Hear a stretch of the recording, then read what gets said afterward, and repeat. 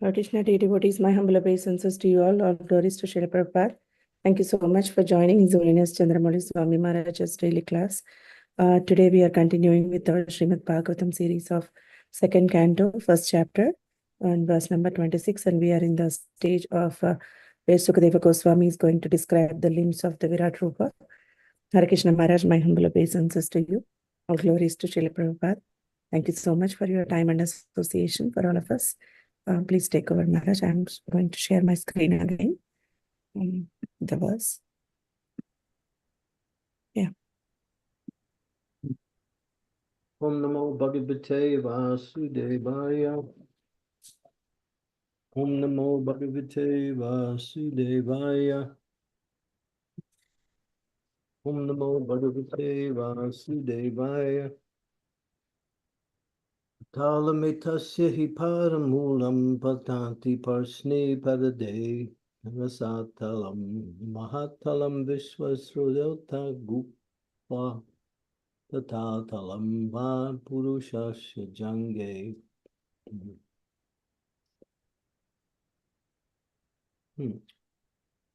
Persons who have realized it have studied the planets known as Patala, constitute the bottom of the feet of the universal form, and the heels and the toes are the Rasatala planets.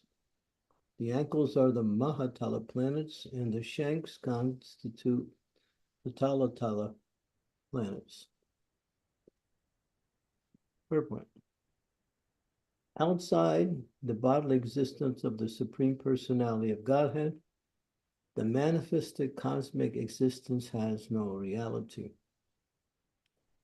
Everything and anything of the manifested world rests on him, as confirmed in the Bhagavad Gita 9:4, but that doesn't imply that everything and anything in the vision of the materialist is the Supreme Personality. Conception of the universal form of the Lord gives a chance to the materialist to think of the Supreme Lord. But the materialist must know for certain that visualization of the world in the spirit of lording it over is not God realization. The materialistic view of exploitation of the material resources is occasioned by the illusion of the external energy of the Lord, and as such, if anyone wants to realize the supreme truth by conceiving of the universal form, he must cultivate the service attitude. Unless the service attitude is revived, the conception of Virat realization will have very little effect on the seer. The Transcendental Lord, in any conception of his form, is never a part of the material creation. He keeps his identity as the Supreme Spirit in all circumstances and is never affected by the three material qualities, where everything material is contaminated. The Lord always exists in his internal energy. The universe is divided into 14 planetary systems. 7 planetary systems called Bur, Bhuva, Swa, Maha, Janas, Tapas, and Satya are upper planetary systems, one above the other. There are also 7 planetary systems downward known as Atala, Vitala, Sutala, Talatala, Mahatala, Rasatala, and Patala, gradually one below the other. In this verse, the description begins from the bottom because it is in the line of devotion that the Lord's bodily description should begin from his feet. Sukadeva Goswami is a recognized devotee of the Lord, and he is exactly correct in the description. Om Gyan Timirandasya Gyanajana Salakaya Akshu Imritam Yena Tasmai Shri Gurave Namaha Nama Om Vishnu Padaya Krishna Prasthaya Bhutalaya Srimati Bhakti Vedanta Swaminiti Namine Namaste Saraswati Deve Gauravani Pacharine Nivasesa Sunyavadi Paskatyade Satarine Vanchakalpa Tarubhischa Kripa Sindhube Pachapatitanam Pavanebhyo Vaishnavebhyo Namaho Namaha Jai Shri Krishna Chaitanya Prabhu Nityananda Sri Advaita Gadadhar Srivasadi Gaura Bhaktivinoda Hare Krishna Krishna Krishna Hare Hare Hare Rama Rama Rama Hare Hare. Okay. Now begins the description of the universal form, corresponding with the different parts of the Lord's body, which are the universal description of the arrangement of the planetary systems. Here it's mentioned there are 14 planetary systems.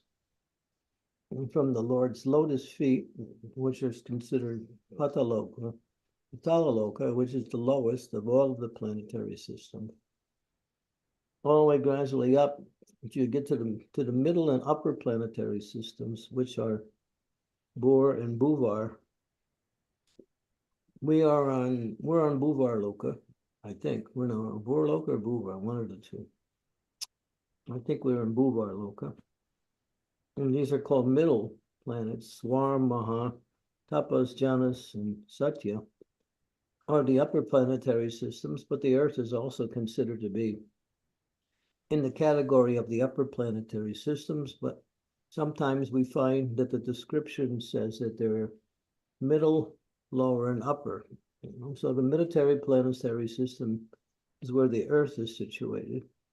You might say it's the lowest of the upper planetary systems. Okay. So God's creation is quite vast, and everyone on each of the planets is there because of the certain karma that they have. According to the karma, you take birth in a particular planet. And of course, you can transfer up and down the material energy, which people do, by increasing their good karma or decreasing their good karma and increasing their negative karma. That's why in the Bhagavad Gita it says, Karnanam Guna Sangosho Sadasat Joni Janmashu. Life after life, the living entity is traveling throughout these 14 planetary systems. Is taking birth on a particular planet according to their desires and activities, and that has been accumulated from all their previous births. Nothing happens by accident. Again, this is a very nice way to understand how exact everything is organized by the Lord for the living entities' ultimately purification. The Lord creates these material energies for two reasons. One, for his own enjoyment, and two, to facilitate the desire of the living entities to become separate from him and try to enjoy in that way. And therefore we take bodies in any of the 8,400,000 species of life. And then in that body, every living entity is trying to enjoy according to the type of body they have. Therefore, people who have some good material intelligence want to change their body to a better body so they can have a better material enjoyment. And they understand that by worshiping the devas, the demigods who are in Swarloka, and then they can also get a body like a demigod, since they live many, many thousands of years compared to life on this earth, and the facility to enjoy material life is greatly enhanced on these planets. Prabhupada would say that the women in the heavenly planets, if you compare them to the women on this planet, the women on this planet can't even be classified as beautiful in any sense of the term. Because on the heavenly planets, the women are so exotically beautiful. What to speak of the female forms in the spiritual world, which are way beyond everything material. So sometimes people get proud of their material body. Well, I got a nice, handsome, strong material body, and I have a beautiful shapely female material body, and people parade themselves in this way, thinking this is some kind of achievement where they can use it to increase their sense gratification. Well, bodies are always changing, and even within the realm of one lifetime, the body continues to change. A young boy and a girl looks very nice, but as they grow older, the signs of old age start to deteriorate that attractiveness. And one becomes old, the skin becomes loose, one cannot walk, the eyes are drooping, legs are wobbling. So these are all features of the material world. So we say that youth, young bodies are kind of an intoxication for the living entity to think that they are okay to enjoy this material world. Old age is a reminder that, okay, whatever you've done, that's it. Now take this body, which doesn't work as good as it used to. It breaks down really easy. And at any time it could, run out of fuel and just collapse. So, this is old age. So old age is a warning for death. And that's why old age is there. Just to warn the living entity that soon you're going to be leaving this place. So whatever time you have left, and use your time in a way to achieve the perfection of life. In other words, become Krishna conscious. So old age is a reminder that any kind of enjoyment that you wanted to have or did have is no longer available. And now all you can do is somehow live out the remaining years. But to do it in the best possible way is to become Krishna consciousness. And that's why in the later part of life, one should retire from family life and go to a holy place and finish their life in Krishna consciousness. And that way they can, this is for those who live in family life. That way they can achieve the goal of life. And then tattva deham parna janmani, one can go back home, back to Godhead, where that is the real realm. It's beyond these 14 planetary systems. The spiritual world is 3/4 the size of the material world. Of course, this is just a way of making a comparison, because that comparison is never exactly the way it is. So this, if you could understand, just like this particular universe we're in is about 4 billion miles in diameter. And I think also circumference, I'm not sure how it is. No, 4 billion miles, so 4 billion miles is the size of the universe. In one direction, that means if you go up, it's another 4 billion miles. If you go up and down, it's 4 billion. If you go across, it's 4 billion. So and this universe that we live in is just one of the smallest of all of the universes. We only have, at least we have recorded maybe 10 or 12 planets in this universe. But in some of the material universes, there are many planets, thousands of planets. And all of this combined together, all of these universes with all of its planets and its features of material arrangements is only 1/4 of the God's creation. In the manifestation, which is not the creation, which is eternally existing, the 3/4 exist. And there, the planets in the spiritual world are, one planet is bigger than one of our universes. Just one planet. So God's creation is quite phenomenal. And here we're using the manifestation of creation to somehow or other give a chance for the materialists to conceive of the form of the Lord by visualizing the universal arrangement. But Prabhupada said it doesn't have much benefit unless they revive their spirit, their attitude of service. because simply to gaze into the outer space and visualize the different parts of the outer spaces of the Lord's body, what benefit does that have? But if one can conceive through this arrangement by the Lord for those who are materialistic, that actually God exists and he has a form, and therefore I should make my life interested in knowing more about God and serving God like that. But for the devotees, we are way beyond all of this. You have to remember that this chapter is first step in God realization. So this nice description here sounds very nice. You get a little insight of the what we say, the complexity of the material universes. And that helps one to appreciate the greatness of the Lord even more. But for the devotees, they know the Lord is great. He has all good qualities. He's all powerful. He is,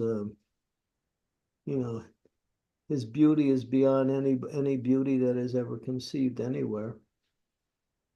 He's the most beautiful. He's the most strongest. He's the most wisest. He's the most famous. He's the most knowledgeable.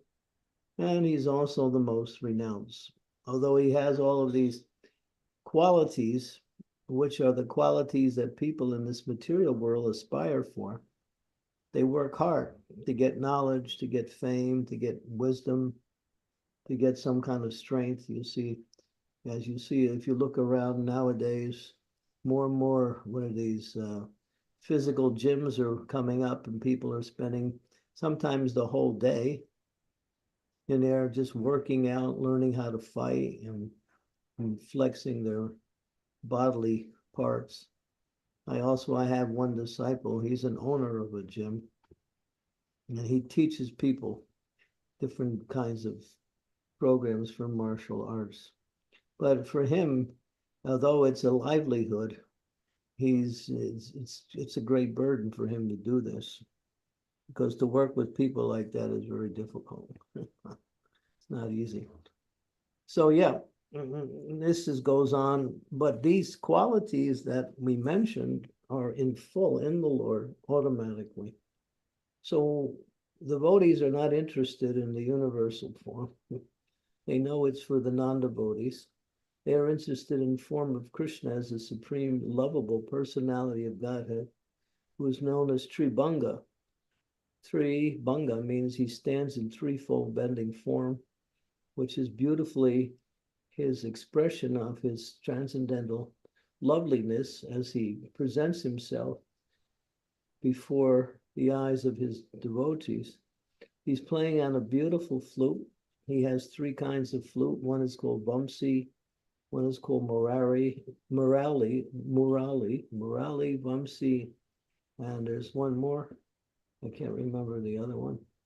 Vamsi is the smallest, Murali, and then there's one more flute. He has three flutes, and he plays different music. When he plays on his flute, those who can hear the transcendental sound of Krishna's flute become stunned in ecstasy, and their minds become so attracted to the flute, they can't move. All they can do is absorb themselves. Venu, thank you, Srideva. Venu. The Murali is the largest one, Venu is the middle one, and Vamsi is the smallest one. Krishna changes his flutes, and he also plays different melodies on his flute, especially when his eternal associates, such as the gopis, or even the cowherd boys, listen, they hear his flute, they immediately go into ecstasy. And he's decorated with a beautiful peacock feather, and he's always nicely dressed. It says that the devotees dress the Lord, but actually that is not the correct way of describing it. Yeah, the Lord encourages the devotee to do the service of dressing, but as the devotee is dressing, the Lord is dictating to the service. Put this here. I want this jewelry. Give me this one here. This clothes is nice. Put my cane in this position. The devotee is thinking he's doing it, but the Lord is actually performing it. There was a story that illustrates this point. There's a place near Mayapur, it's called Rajpur, where there are beautiful, very big, powerful deities of Lord Jagannath. So these deities are ancient deities. They've been around for hundreds of years. And in 1978, by the grace of His Holiness Jaipataka Swami, these deities came to ISKCON. And now we're worshiping them. And we have a beautiful temple, which is increasing nicely, more and more. And one day, this was in the early days when we first got the deity, one devotee was dressing Jagannath. And he put one jewelry on, one set of jewelry. And then he put another necklace on, another jeweled necklace. He put a third one on. And then he put a fourth one on. And when he put the fourth one on, it fell off. He was thinking, oh. So he picked it up and again tried to place it on Lord Jagannath. And again, it fell off. So he was about to pick it up and do it again. And when he heard a voice, don't you understand? I don't want that one. That's recorded in a book by the devotees who record the activities of Jagannath in Rajpur, because the Jagannath in Rajpur is very personal, and he has performed many activities in relationship to his devotees. There's one story I'll tell, which is a little bit outside of where one Hindu boy and one Islamic boy, Muslim boy, they were walking together, they were friends, and they came to the temple where Jagannath was. And that's when Jagannath didn't have any shelter. He was more or less out in the open with a little enclosure around him. So the Hindu boy said, let us go in and see the Lord. And the Islamic boy, his friend, said, well, I don't believe in idols. So he said, all right. So he waited outside. His friend went in. And when he came out, he offered to his Islamic friend some Mahaprasadam from the deity. And then the Islamic boy said, well, I don't take food coming from idols. Okay? So they went on. That night, that Islamic boy went to sleep. And Jagannath, Baladev, and Subhadra appeared to him in a dream. And Baladev was very angry. He grabbed his boy by the neck. This was in the dream. And he was strangling him in the dream. And the boy was struggling in the dream. And Subhadra was there. And she was laughing. And Jagannath was there. Jagannath was there, and he was laughing. And Subhadra was telling Balaram, kill him, kill him. So this was happening in his dream. And when he woke up, he was a mess. His whole neck was all red with choke marks. That day, he quickly got dressed, ran to the temple, came to the Bajari. He was still somewhat distraught from his experience. And he said, do you have some of that food that you offer here? And the Pujari could understand the boy was in distress. So he asked him what happened, and he explained the whole story. So yeah, so the Lord is very personal, especially Lord Jagannath. He's extremely personal. Those of you who worship Lord Jagannath, you will know that by your own experience. There's one disciple of mine, I don't know if he's online today or not, he was the other day, but he worships Jagannath. These deities were my deities at one point, and I gave it to him. They're little small-sized Jagannath. So sometimes he would come home, and then Jagannath would be laying down. And then he would think, wow, we didn't leave him in that position. So they would pick him back up, and then they would put his crown on. And then in a few moments later, they found the crown on the ground, he would throw his crown off, or he would just do whatever he wanted to do. So sometimes the Lord shows special mercy to his devotees by performing different pastimes for the devotee, just to give pleasure to his devotee. Of course, when he wants something too, he does something also. So sometimes he wants some food, and if you don't give it to him, he'll let you know it one way or the other. So yeah, and so we worship the Supreme Personality of Godhead in his transcendental form, as this personality of Godhead in one of his authorized forms.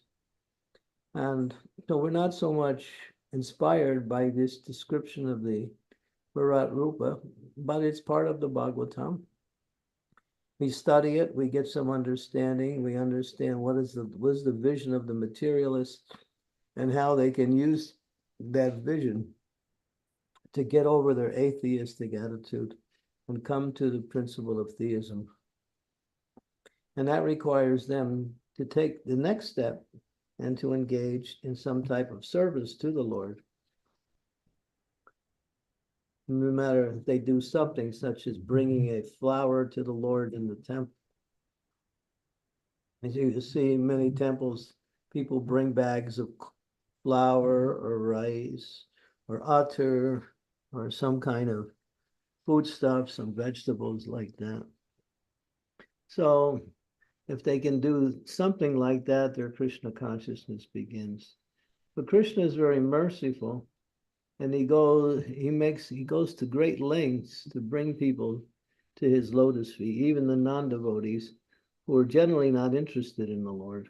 Still, he gives them a chance because he loves all living entities equally. He says, Samoham sarvabhuteshu name dveshis trinapriya. I envy no one, nor am I partial to anyone. I'm equal to all. But then he goes on to explain, but one who renders devotional service to me is a friend, and I am a friend in him.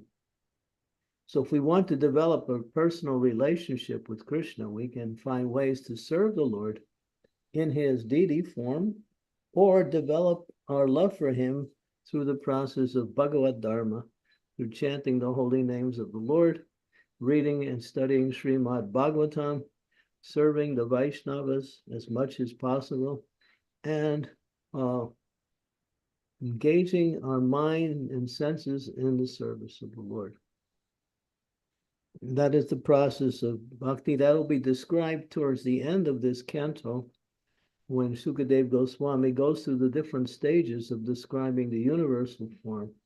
And then he gradually comes to the higher realms of devotion, ultimately to the glory of Srimad Bhagavatam, as Bhagavatam describes the Supreme Personality of Godhead. Hare Krishna.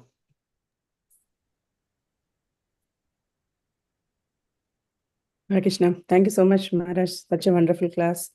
Very nice detailed explanation and nice stories too. Thank you so much. Dear devotees, please turn on your cameras and please raise your hands if you have any questions or comments or realizations to share. Yeah, cameras are coming on. Come on, Somadatra, you can do it. Just push that button. There you go. There's still bright from this. Pohorya, still fired up from Pohorya. Huh? Was in Trikvenica. Oh, Days. okay. Yeah, Good. I was there. Yes, waiting for you. I'm waiting for me too.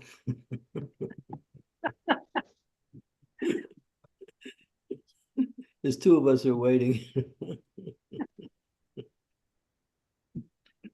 Okay, we got a good turnout today. Thank you.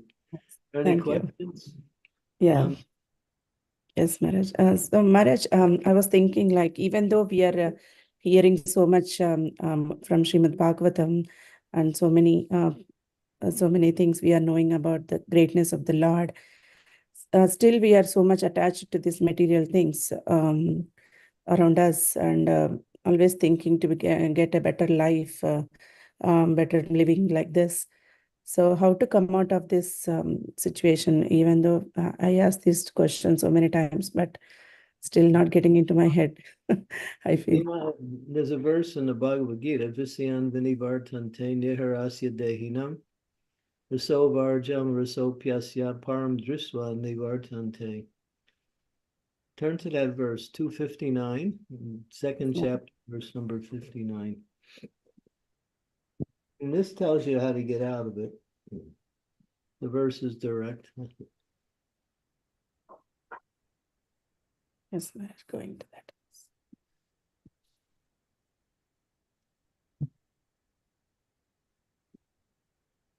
Second sharing. Yes. Yeah. Okay. Though the embodied soul may be restricted from sense enjoyment, the taste for sense objects remains. So we can give up stopping sense enjoyment, but still that desire for sense objects still remains. But ceasing such engagements, how do you cease such engagement? By experiencing a higher taste. One is fixed in consciousness. Here, Prabhupada says, unless one is transcendently situated, it is not possible to stop from sense enjoyment. If you artificially restrict yourself, still you'll jump back to it. You have to go for the higher taste. So what is that higher taste? That is the process of bhakti. So the bhakti gives us the higher taste, or the sweeter taste, that taste which is more satisfying to both the heart and mind and to the soul. And then when we look at the happiness or the attraction we have for the material, we think, oh, boy, there's nothing there. How did I ever get attracted to that? You know?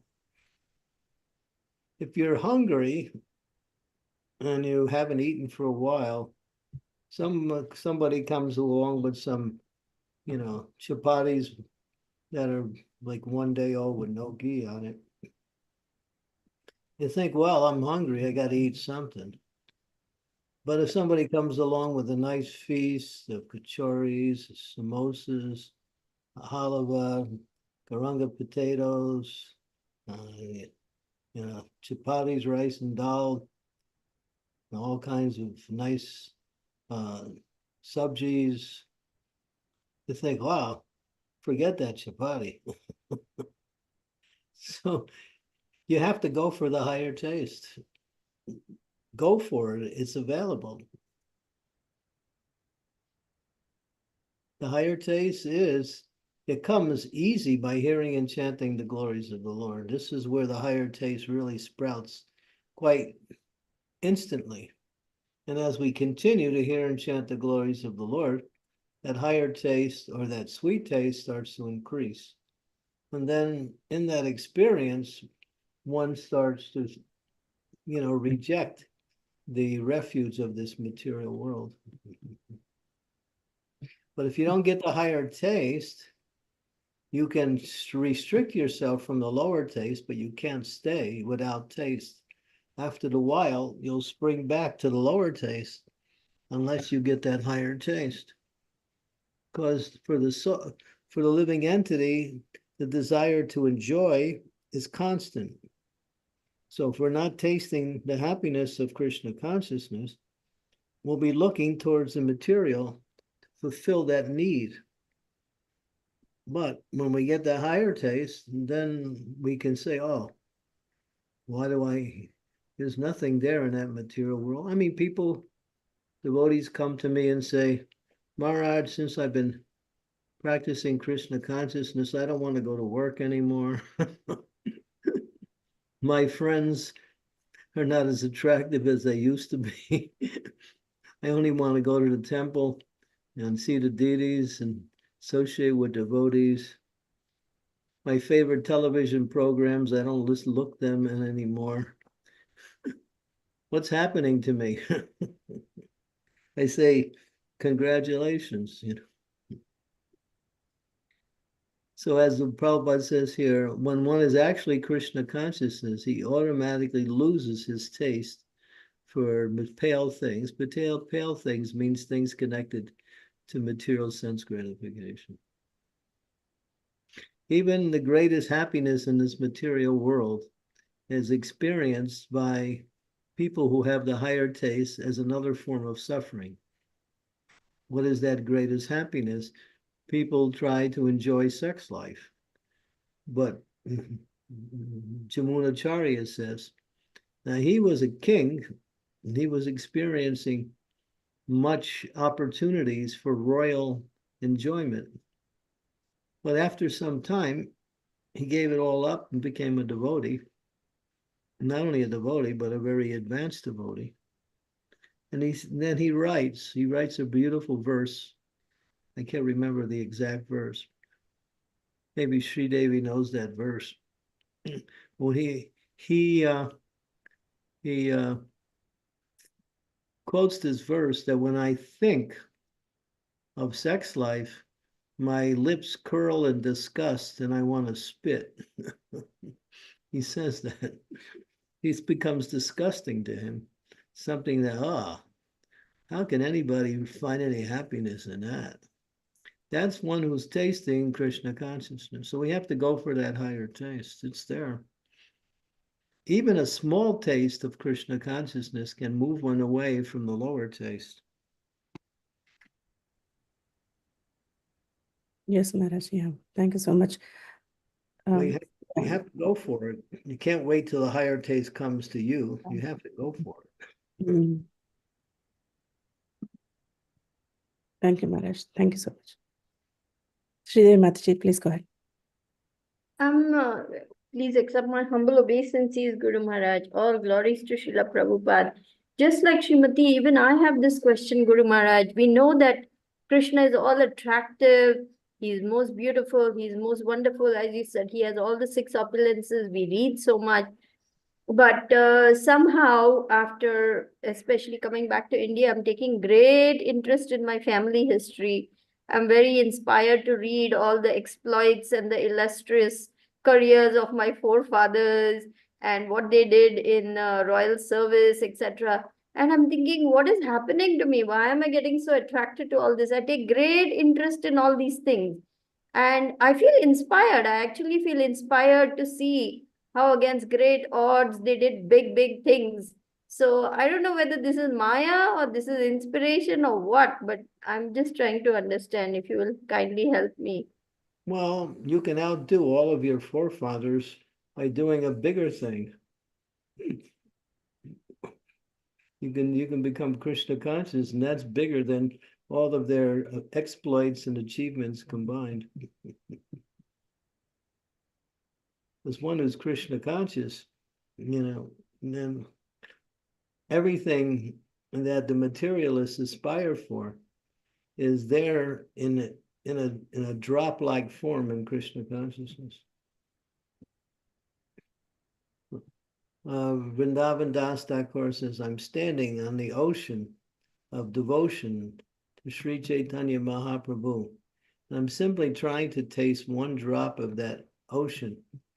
And that one drop is so powerful that it can drown the whole world in unlimited happiness. Hear about the life of Lord Chaitanya, and he has an ancestry too, take interest in his ancestry. His ancestry goes back to Lord Jagannath worship even before he appeared.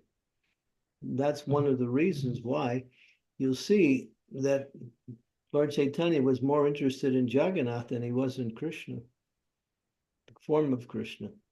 He gave more attention to Jagannath than he did the deity in Gopinath, Tota Gopinath. That was a beautiful deity, still is. But he gave that deity to Gadadhar, but he was always inspired to Jagannath. So there's a whole beautiful history of Lord Chaitanya's ancestry. You can read about it. Where can I read that, Guru Maharaj? From Candramauli Swami. Oh, please, my humble obeisance is at your lotus feet. Please shower your mercy on this beggar. I can give you the reference where you can read about it. So if you like historical lineages, or you can take the historical lineages of some of the great souls also.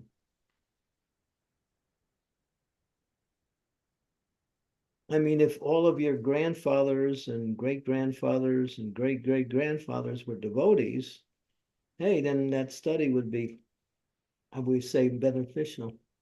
But since they, just did something material, what is the value of that? They were very devotional, that is true. They were followers of Madhvacharya, but they were also employed. They were noblemen in the king's service. So they were also carrying out those duties. But I see what point you're saying, Guru Maharaj. I don't want to take birth as a Maratha soldier now somewhere. I want to go back to Krishna. So I'm really serious that I need help here. And Yeah, you might be a Rajput in the next life. No, Guru Maharaj. Just a humble servant somewhere is good enough for me. I don't want to come back again here. I'm serious about that. So please do shower your mercy and help me. I look forward to receiving whatever you send me.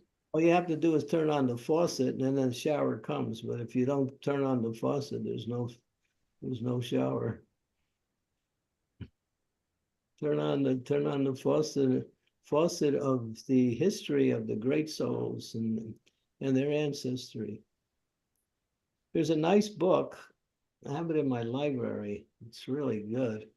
It talks about great personalities from their beginning of their life all the way up to their achievements when they became known as a great personality. It's a nice book. Talks about like King Yayati and Bhishma Dev. The life of Bhishma Dev is really interesting. The life of many of the great personalities who were associates with Krishna when he appeared 5,000 years ago. Some of them were kings. Some of them were actually great sadhus. You're going to read about that. Yes, Guru Maharaj. King Kulashekar also is very inspiring. Oh, yeah. That's very nice.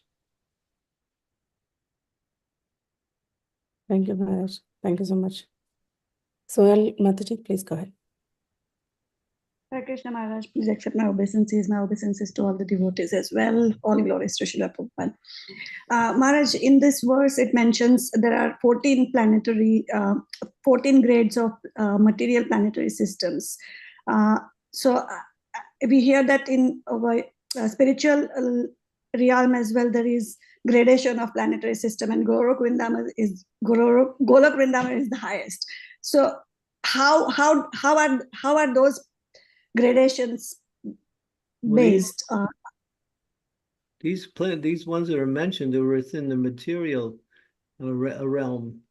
Goloka Vrindavan is outside of the material realm. It's beyond that. So when you go to the highest planet in the material world, which is Satyaloka, it's the planet of Lord Brahma, beyond that is the universal coverings. And to pierce through the air, universal coverings, you come to what is called a very dark area. It's just complete darkness. You can travel through that darkness for millions and millions of years till you finally come to this area of light. In that area of light is Mahadev's place, Shiva Loka, Kailash. And there's an area of light there where Lord Shiva resides on his planet Kailash. If you go above Kailash, then you come to another area of even brighter light, which is the effulgence of the Lord's transcendental body. That's called the Brahma Jyoti, wherein the Brahma Jyoti is the different spiritual planetary systems in there. And that is the base, that is the bottom part of the spiritual world. As you go farther into that, then you come to the different planetary systems of the different incarnations of the Lord, such as Ayodhya Dham or the Shringadev's planet, all of these different planets of the incarnations. All of the different incarnations of the Lord have their own planet in the spiritual world. That's in the Vaikuntha realm. That's a realm of complete bright light. And then that, I can't really say how vast that is in terms, there's no measurement for that. But higher than that, then you come to Krishna's planet, Goloka Vrindavan, where Krishna, there's one section of Goloka Vrindavan where Krishna performs his pastimes as the cowherd boy. There's another section of Goloka Vrindavan where Lord Chaitanya has his planet, has his activities also, and he performs the Sankirtan movement there. So, yeah, that's how it's described in the scriptures. So Maharaj, when we say Golok Vrindavan is the highest, so in that realm, we are more closer to the Lord in terms of loving service. Is it right? Well, there's Madhurya and there's Madhurya Aishwarya. In the Vaikuntha planets, Aishwarya is prominent. They worship the Lord as the Lord in awe and reverence. There's Lakshmi and Narayan there. And Lakshmi is in the mood of Dasya Ras. She's not in the mood of Madhurya Ras. She serves Narayan by performing different services to his personal transcendental form. She's an expansion of Radharani for the sake of the female manifestations in the Vaikuntha realm that serve the Lord in the different planets in the spiritual world. But this is all done in the mood of awe and reverence.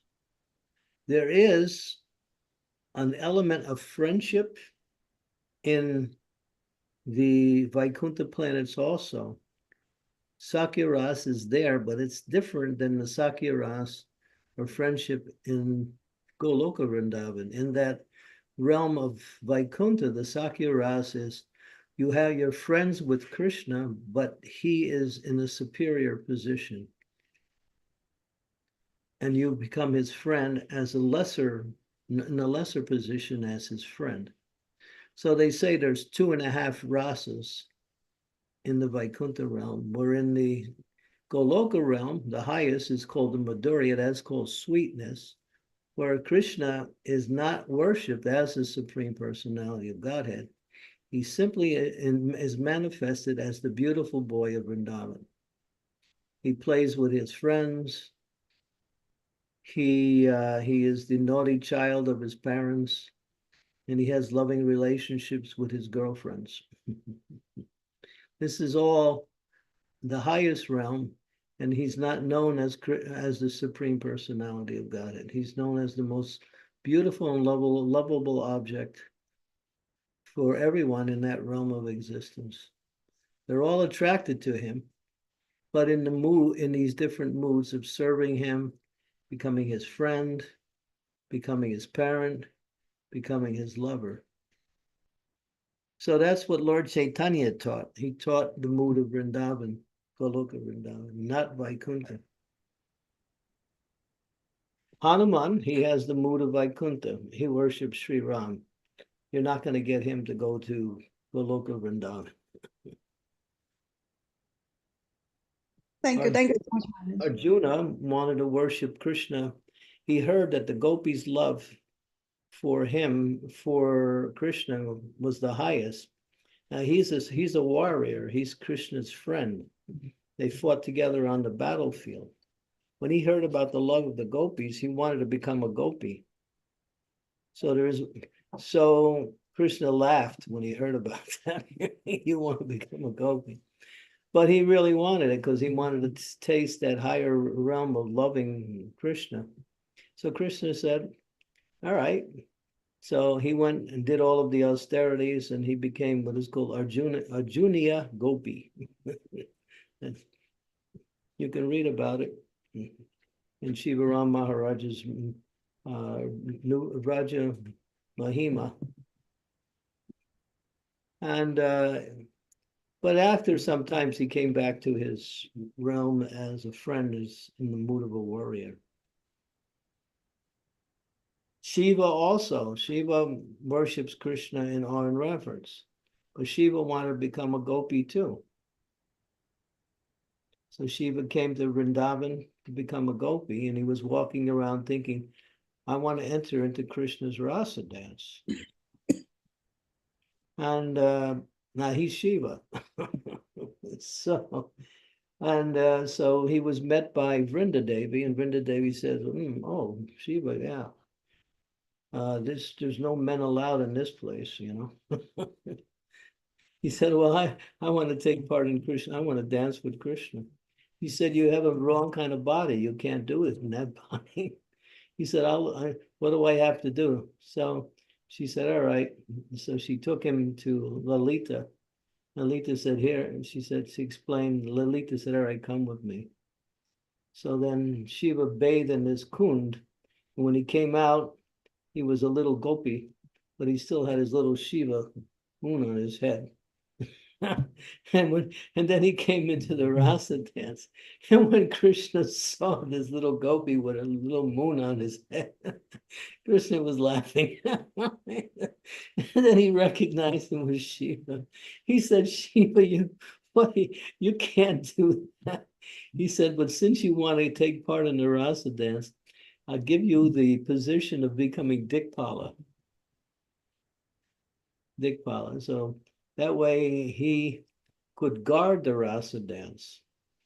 So make sure there was no interference from outside when Krishna was performing his rasa dance. So Krishna gave him that position.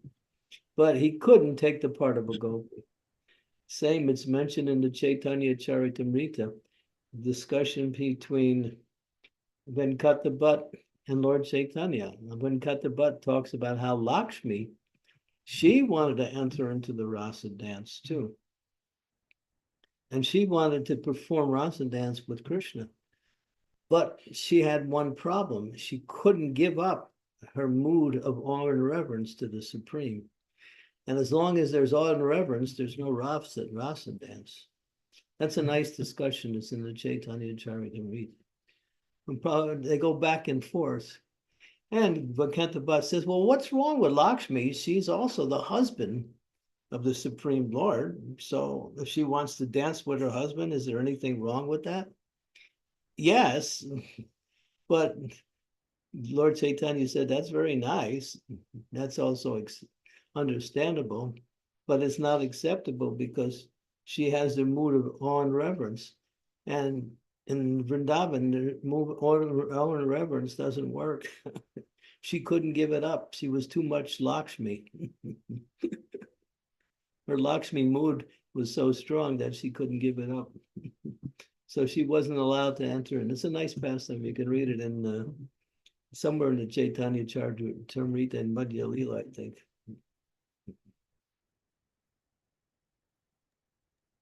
Thank you. These are very lovely pastimes. Thank you so much, Maharaj. Thank you. You inspired them. Thank you.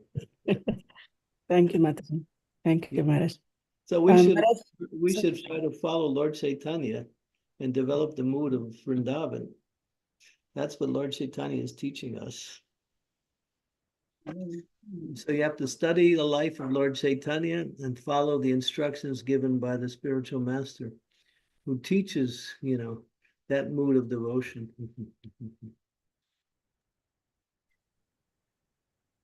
Thank you, Maharaj. There is a question on chat by Rasavilasni Radha Mataji. She's asking Hare Krishna Maharaj and everyone, please accept my humble obeisances. All glories to Srila Prabhupada and Guru Maharaj. Is Jagannath Puri also a planet in the spiritual realm? Say again? Is Jagannath Puri also a planet in the spiritual realm? Yeah. Jagannath has his abode there too. Actually, the Jagannath Puri in the material world is also spiritual. That Jagannath Puri is not part of the material world, although it may have features of the material world. It is completely transcendental. Anyone who takes birth in Jagannath Puri has 4 arms. Wow. Automatically. Says Jagannath Puri so good that if you, this is in the Skanda Purana, describes the glories of Jagannath Puri. How simply by taking rest in Jagannath Puri, you're getting the benefit of 1,000 dandavats. By eating fish in Jagannath Puri, you're getting the benefit of eating the best havasyana, which is the foodstuffs that is the product of this fire sacrifices. Jagannath Puri is an exalted. It's shaped like a conch shell.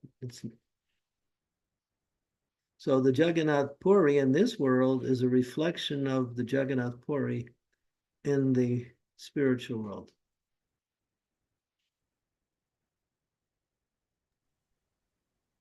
Thank you, Maharaj. Hare Krishna.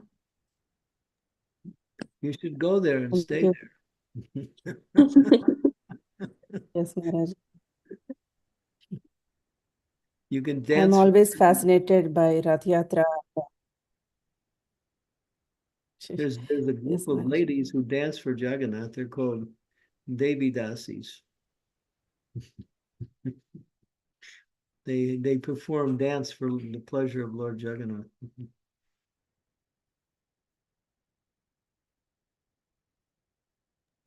Sridevi Mataji, please go ahead. Thank you, Maharaj. Yes, thank you, Srimati. Guru Maharaj, I was listening to one lecture by His Holiness Bhakti Charu Maharaj where he's explaining exactly this about Lakshmi Devi wanting to enter into the rasa dance and she couldn't give up her Aishwarya mood. And then Lord Narayan said, then you have to forget it. So then she performed a lot of austerities and then Krishna came and then Krishna asked, so what is it you want? She said, I want to be in the rasa dance with you. And then he placed her on his chest as the Shri, what's a gem, and that's how she could enter the rasa dance. That's Oh, what yeah. Maharaj. Yeah, that white hair on the chest of the Lord is Lakshmi. Yeah. Okay. Some people say it's golden, some people say it's white, but it's on the chest of the Lord.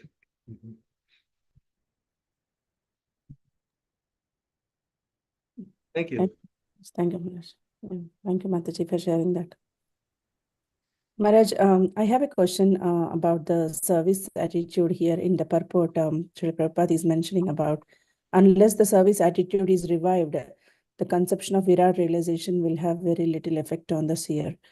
So, so how to develop this? Usually in the neophyte stage, everyone are very much attracted to the form of the Lord in the temple and just coming and enjoying the mood of the kirtan and everything. But usually we are not inclined towards doing any service. So how initially a person can start getting this service attitude and how to develop in mainly more. I see that even though we start, we don't have any commitment to the service sometimes. Yeah, because the thing is, the living entity cannot stop serving. Service is our nature. We're either serving in the material or we're serving in the spiritual. So we're accustomed to material service. Whatever roles we play in this world, we have a relationship with other living entities in the mood of service. So we just have to bring that same service attitude towards the object of our devotion, Krishna. So in the temple, you can volunteer for service. Yeah. You can figure out how you can do some service for the Lord. You want to serve, there's no restriction.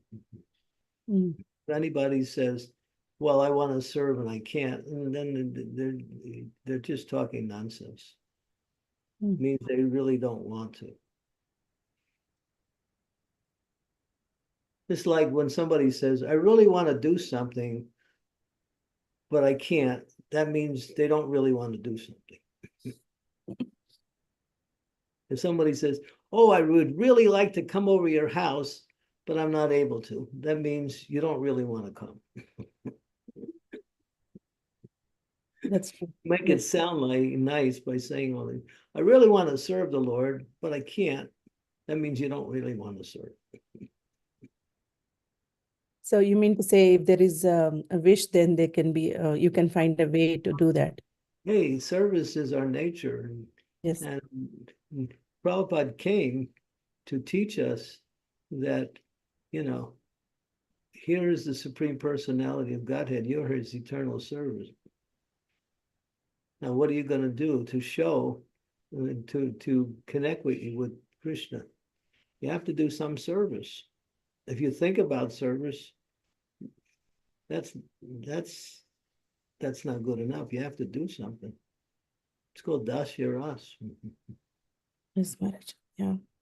And there's so many ways you can serve. I mean, there's many hundreds of ways you can do some service. But if we're not doing anything, that means we don't really want to. Yeah. I think for that we need some guidance and training also too, Maharaj. Oh, Just serve. You can serve anytime. okay. Mm. You can stay home in your kitchen. You can cook a nice meal for your Jagannath deities. Yeah. That's service. Right? You got Jagannath, right? Yes, Maharaj. Yeah. Yeah, right. That's service. If you want to serve at the temple and you talk to the authorities there and say, is there any service I can do? And if you're really eager, they'll give you something. Yes, Maharaj. Yeah. You come to me and ask me, Swamiji, got any service for you and for me? And I'll say, thank you for coming. Sure, Maharaj. I'll write to you. No one is exempt from service. Mm.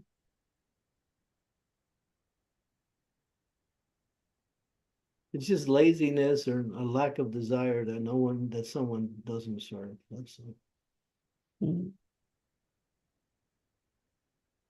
Thank you, Maharaj. Thank you for clarifying. Sonal Mataji, please go ahead. Sorry, Maharaj, just one more question regarding this service. Especially, a lot of us will be volunteering during Janmashtami. And when we are doing our Janmashtami service, there's so many influences which go around us, so how to keep the mind focused on Krishna when we are dealing with all different kind of people? Shall we keep on chanting when we think that the mind is going away, like watching their dresses or how they talk or etc., etc.? Sounds like you're okay. You don't have any problems. When everyone is trying to serve at once, sometimes there's a little bit of a discussion on how best to serve. But that's normal. When it comes to service, just remember, just think about what service you had to do and think about how to do it. That's it. It's just that sometimes the mind gets distracted by different thoughts. That's the mind. He's a rascal. Don't talk to him. Just leave him alone. He'll get tired of bothering you if you just don't pay attention to him. Okay. Thank you. Thank you. Prabhupada writes about that. He says one way to control the mind is just to neglect it. Don't listen to it. It's always telling you what to do. Just turn it off.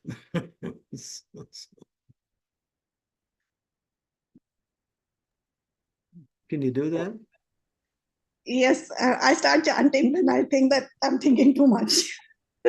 Thank you. If you're chanting, then everybody will say, oh, she's advanced. So at least I can stay focused, because otherwise there's so many things, especially as a woman, you start thinking about lots and lots of things, So.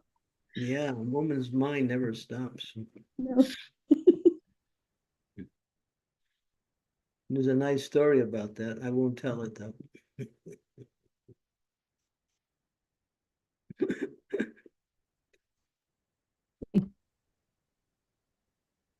Thank you, Maharaj.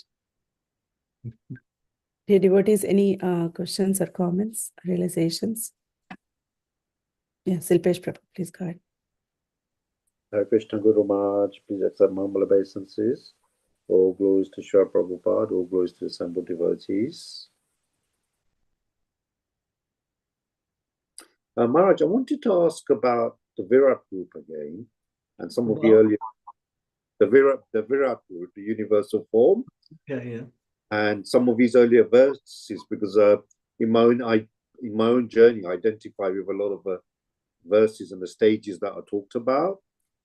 So once upon a time, I was quite atheistic, but I started to learn about the law of attraction, and I started to think that there's a greater consciousness or the universe that provides things. Is that what we mean by the universal form? When you think of a greater consciousness? The universal form is a imprint upon the consciousness describing the different parts of the transcendental body of the Lord in relationship to the different features that make up the universe. So it's an imaginary form for the sake of beginning one's worship in the mood of service. That's all. So the universal form it's an imaginary form, that's all. It's not for devotees. Mm. It's for the non-devotees who are they have some understanding of the concept of greatness, something beyond their realm of existence, some force that makes everything happen, some order, but they have no conception. Even if they say God, they have no understanding of who God is or what he is or what he does.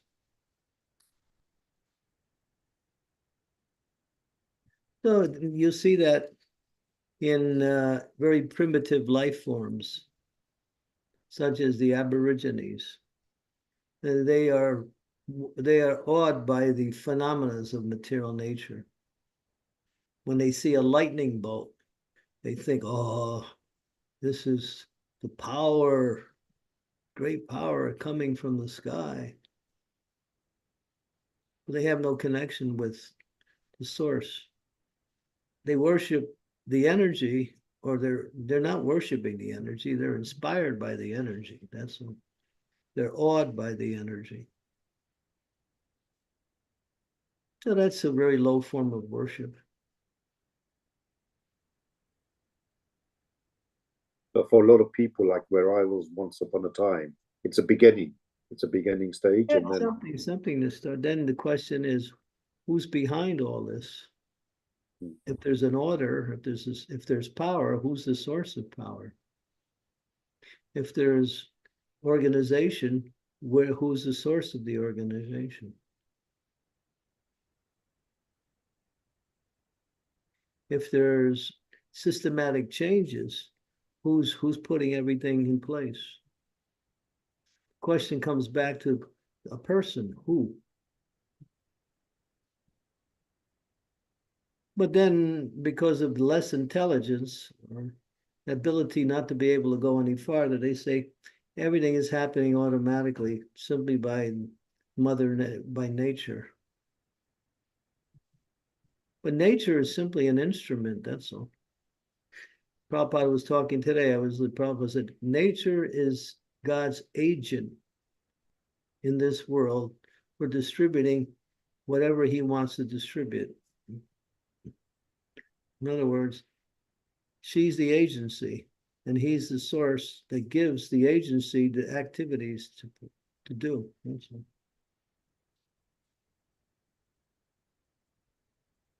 So there's nature worshipers. They worship nature.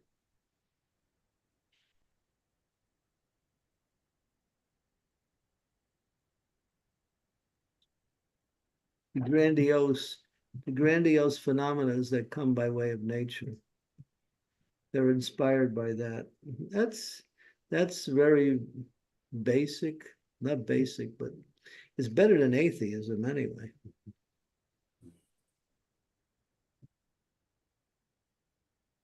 But it's what it is. It's in awe, not of the Supreme, but in awe of the Supreme's energy. That's all.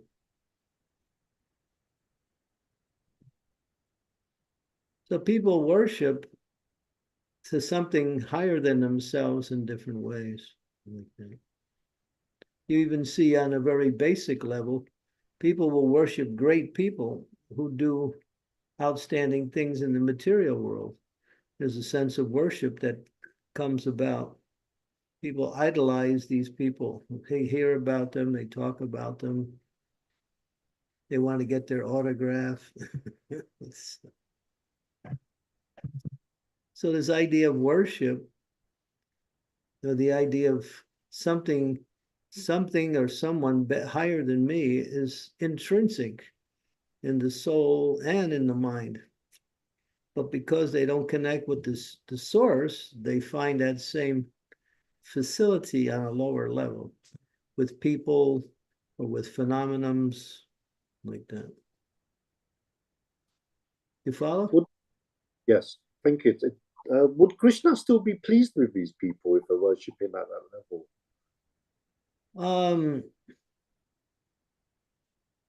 And that's a question that is relative. It says Krishna is pleased by devotion.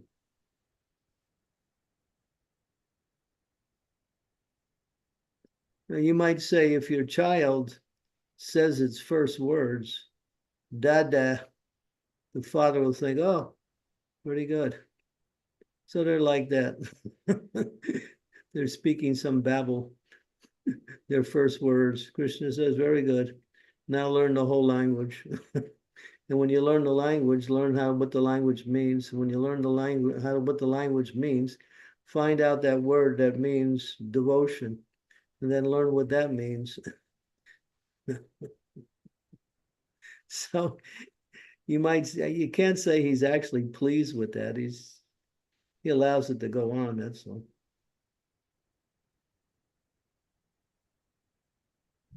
He's pleased by love, by bhakti.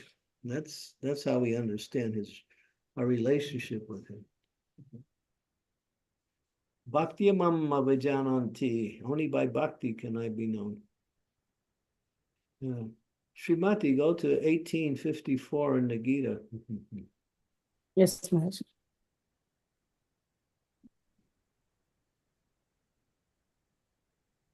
Nice verse.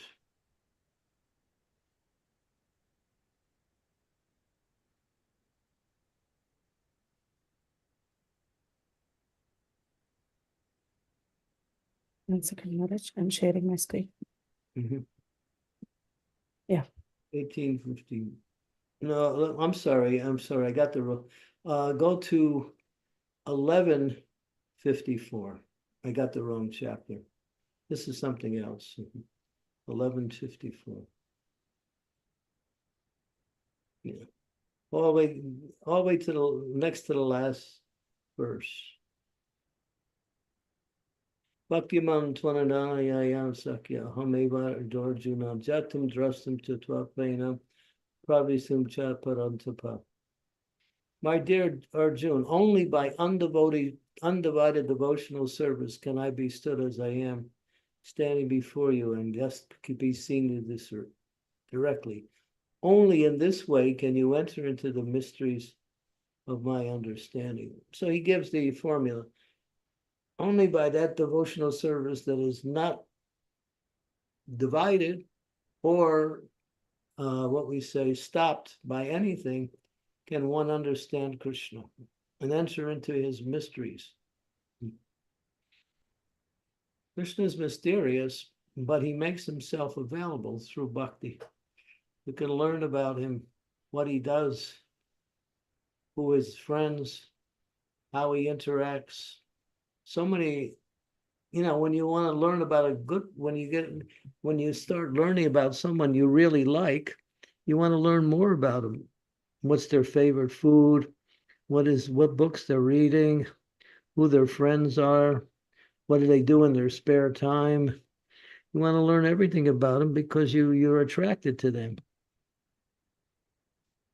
So we should become attracted to Krishna and learn everything about him. Krishna's good. He's the best.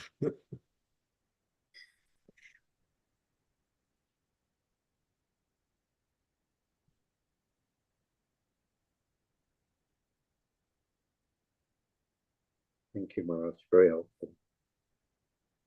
Don't waste time in this material world. It doesn't. It's like trying to catch you. It's like a dog trying to catch its tail. That's the material world.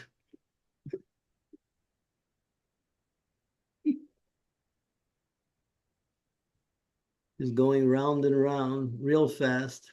The faster the dog goes, the faster the tail follows him. He never catches the tail. We never find satisfaction in this material world. It's not possible.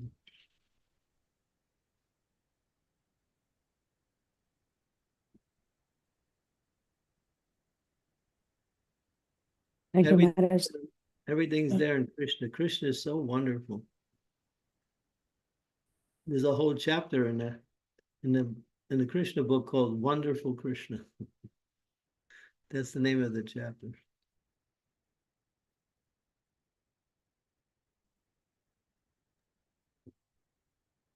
Maharaj. Thank you so much. Dear devotees, any last minute questions or comments? Maharaj, we are almost at 1.5 hour mark. So can we end the call here now today? Okay. Sure. Thank you so much. Thank you, dear devotees, for participating. Thank you, Maharaj, for such a nice class and nice question answer session. A lot of wonderful pastimes you shared. Thank you so much. We'll all see you tomorrow. Tomorrow's class is with Harris for devotees. And the verse number is 2nd canto, 3rd chapter, verse number 10. 3:10. 2, 3, 10. Yes, Maharaj. Harrisburg. Yes, and it will be in the same time, 12 p.m. UK time. Thank you, everyone. Hare Krishna, Srimad Bhagavatam ki jai, Srila Prabhupada ki jai, His Holiness Candramauli Swami Maharaj ki jai. Jai. Thank you, and Hare Guru Krishna. Maharaj, Dandavat Pranam Guru Maharaj, obeisance Thank to you, Guru Maharaj. Please accept my humble obeisance. Hari, Hari, Hari. Guru Thank you, Maharaj. Maharaj. Hare Krishna Guru Maharaj, Hare Krishna.